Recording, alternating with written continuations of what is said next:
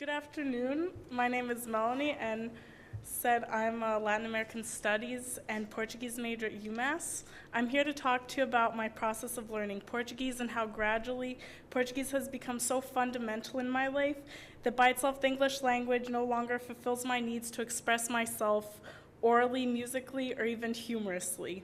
I would literally be at a loss for words without Portuguese. Ask anyone that knows me.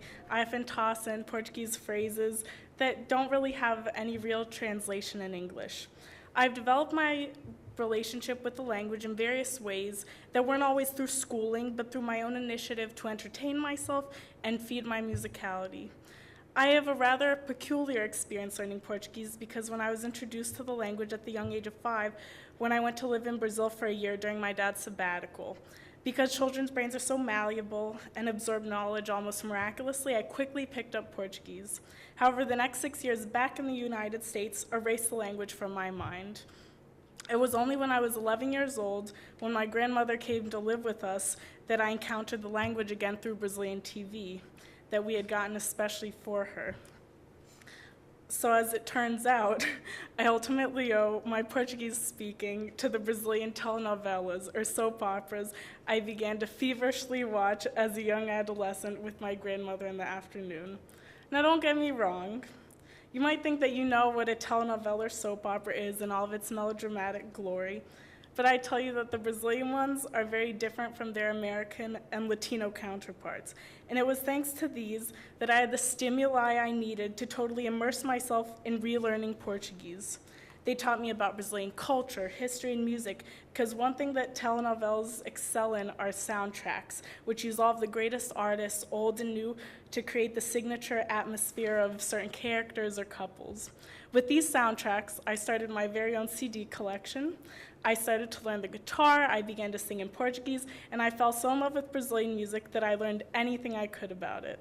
This music became the topic of various research papers I wrote in college, as well as inspiring me to create, DJ, and produce my very own radio station at WMUA, the UMass Radio, which finally provided me an outlet to share all of my enthusiasm for this music.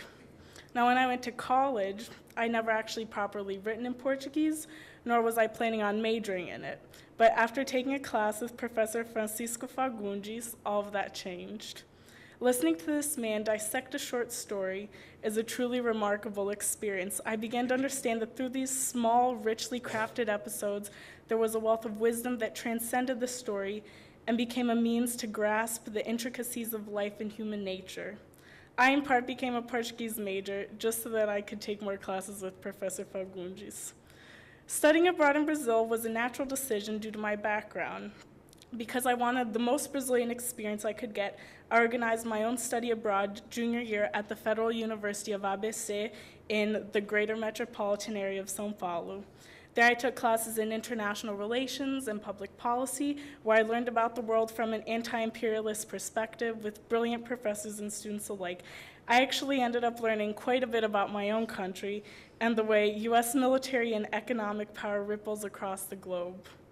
And I was challenged in a way that I never had been before. My notes were a mix of English and Portuguese because I had to make sure the key vocabulary words were written in Portuguese since I would need them for the test. In fact, all my assignments, projects, exams, and presentations were in Portuguese. I did a complete immersion. I even read Henry Kissinger's Diplomacy in Portuguese. But it was not only my studies there that contributed to this intense and empowering experience. It was also the hardworking students I befriended and traveled with, the feminist collective I joined, the NGO where I taught children music, the daily rides on the bus and metro, the poverty I saw, and even the nightclubs and the marches on Avenida Paulista I went to. And I experienced all of this and more during that phenomenal year. What I've learned from my experiences learning languages is that it is absolutely necessary to take the language outside of the classroom and immerse yourself in it so that it becomes a lifestyle. In my life, this took the shape of a mild obsession with telenovelas and Brazilian music during my early teenage years, which continues up to today. For many people, this also might be traveling to another country or simply staying in their room watching YouTube content in another language. So my advice is to find what you love about its culture. And I've discovered over time that I absolutely love Brazilian humor. In part, this is because I seem funnier in Portuguese. It is a language that gives much more freedom to invent words, play with meanings, but also in the process of becoming more adept at speaking, I naturally make mistakes that others really like laughing at. But also something that adds enormous joy to my day is when I'm scrolling through Facebook, and thanks to Portuguese, I can understand all of the hilarious memes my friends post. If you've never experienced a Brazilian meme, you don't know what you're missing. Brazilians are famous for being able to joke about even the most serious things. I was there during the World Cup when Brazil lost 7-1 to Germany, and that was probably the most I've laughed in my entire life.